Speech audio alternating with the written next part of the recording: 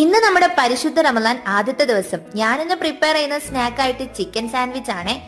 എണ്ണയിൽ മുക്കി പൊരിക്കാത്ത ഏതെങ്കിലും ഒരു പലഹാരം വേണമെന്നായിരുന്നു, അതുകൊണ്ടാണ് ഇത് ചൂസ് ചെയ്തത്. കഴിച്ചാൽ വയറ് ഫില്ലാവുകയും ചെയ്യും. അതിനായിട്ടൊരു സവോള, തക്കാളി, പച്ചമുളക്, പിന്നെ ഇത്തിരി മല്ലിച്ചപ്പും കൂടി കുനുകുനേനെ അരിഞ്ഞ് ഇവിടെ സെറ്റ് ചെയ്തിട്ടുണ്ട്. പിന്നെ ഒരു ബൗൾ എടുത്ത് എല്ലാം കൂടി നമ്മൾ അതിലോട്ട് ഇട്ട് കൊടുക്കുകയാണ്. ഇത്തിരി വെള്ളത്തിൽ ഉപ്പും മഞ്ഞപ്പൊടി ഇട്ട് വേവിച്ചെടുത്ത് ചെറുതായി അരിഞ്ഞിട്ടുള്ള ചിക്കനും കൂടി ആഡ് ചെയ്ത് കൊടുക്കുന്നുണ്ട്. ഞാൻ തന്നെ വീട്ടിൽ സെറ്റ് ആക്കിയിട്ടുള്ള മയോണൈസും ഇത്തിരി ഉപ്പും കുറച്ച് ടൊമാറ്റോ സോസും കൂടി ആഡ് ചെയ്ത് നന്നായിട്ട് മിക്സ് ചെയ്ത് നമ്മുടെ ഫില്ല് ഇവിടെ റെഡി ആകും.